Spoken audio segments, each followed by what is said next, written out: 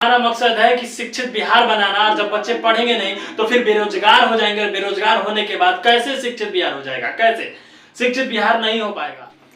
जैसा कि आप सभी जानते हैं, आज मैट्रिक का रिजल्ट आया है और मैट्रिक का एग्जाम फरवरी स्टार्टिंग वीक से हुआ था और आज मार्च है और मार्च का लास्ट तारीख शायद 31 मार्च है और 16 लाख बच्चे एग्जाम दिए थे। 16 लाख अप्रॉक्स करीब में एग्जाम दिए थे और एग्जाम देने के एक माह के अंदर रिजल्ट आया। मानते हैं कि रिजल्ट आया, कंप्यूटर से चेक हुआ है और OMR शीट है और उसके जरिए जल्दी चेक हो गया। और चलिए उसको मानते हैं कि इतना जल्दी हो गया, लेकिन सब्जेक्टिव और इतना जल्दी 16 लाख बच्चे का कॉपी जांच हो जाता है, रिजल्ट आता है, बिहार बोर्ड रिजल्ट देती है।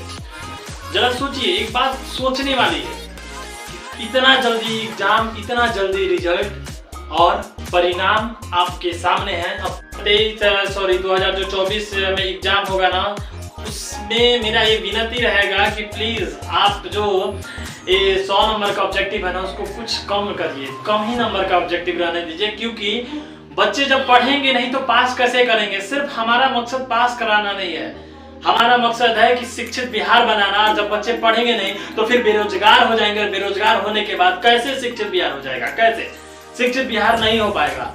तो इसलिए कभी भी शिक्षा को एक नंबर पे रखिए, शिक्षा आगे रखिए और शिक्षित बिहार बनाइए। और हम लोग भी एग्जाम दिए थे 2015 में और 2015 में जैसा एग्जाम हुआ था और उसके बाद विधिवत एग्जाम हुआ था, विधिवत कॉपी चेक हुई थी और जिस प्रकार जो मेहनत किया था उस प्रकार उसको फल भी मिला था। लेकिन जरा सोचिए, ये सोचने वाली बात है कि आज का एग्जाम, एक माह पहले एग्जाम हुआ, एक माह बाद रिजल्ट आया और रिजल्ट आया सारे बच्चे पास हो गए।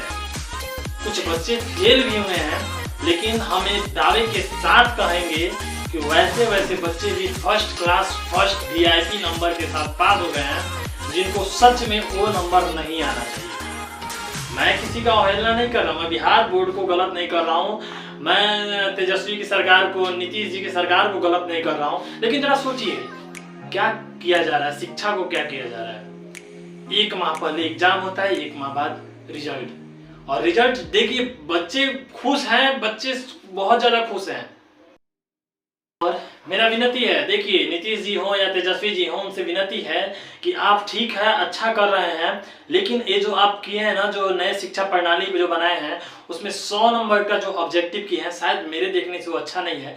क्योंकि कोई बच्चा अगर वो 40 नंबर याद किया है ना, तो 30 नंबर तुक्का मारेगा ना, तो 30 नंबर में से 20 नंबर आ जाएगा, वो अच्छा से पास कर जाएगा। लेकिन हमें और प्रैक्टिकल का भी नंबर जुटेगा, अच्छा से पास कर जाएगा, बहुत अच्छा नंबर ले जाएगा, माँ बाप खुश हो जाएंगे, कुछ कोचिंग संस्थान खुश हो जाएगी, लेकिन उनका फ्यूचर खुश नहीं होगा, उनका भविष्य नहीं बनेगा और वो कंपटीशन में नहीं बैठेंगे। ये मेरा दावा है, कंपटीशन में नहीं बैठेंगे।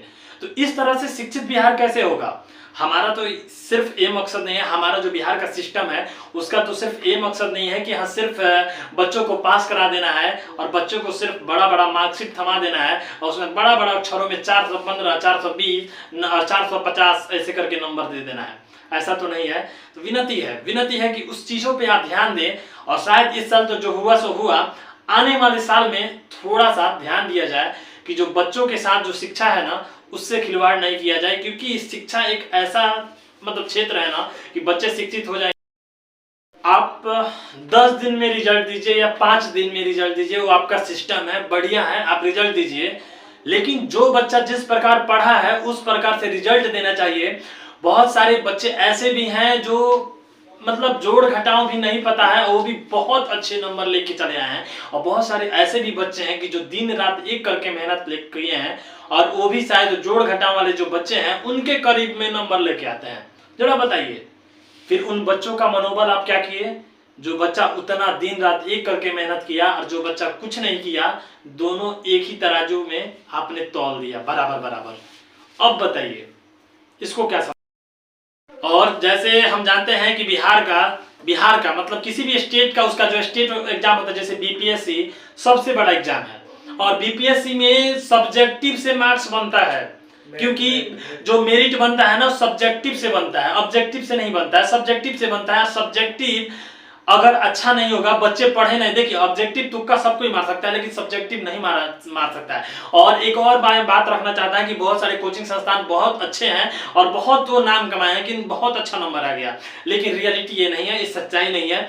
और सच्चाई पे भरोसा रखिए, सच्चाई पे भरोसा रखिए। और शायद मैं एक बार और बोला था कि आप वैसे भी बच्चों को दिखाइए कि शायद जो बच्चे आपके पास पढ़े हैं फेल हुए हैं। पास तो अच्छा बात है, पास हुए हैं बहुत अच्छा बात है, कोचिंग संस्थान बहुत मेहनत करती हैं, लेकिन सरकार से विनती है कि ऑब्जेक्टिव को कम करिए और सब्जेक्टिव पे ज्यादा ध्यान दीजिए। और शिक्षित बिहार बनाने के लिए बच्चों को पढ़ना पड़ेगा, सिर्फ मार्क्स दिखाने के लिए शिक्षित बिहार नहीं हो सकता है। जितने भी एग्जाम में जो फर्स्ट किए हैं, जो अच्छे नंबर लाए हैं, उनको मेरा तहे दिल से धन्यवाद। और ऐसे ही पढ़िए, अपने नाम रोशन करिए, बिहार का नाम रोशन करिए।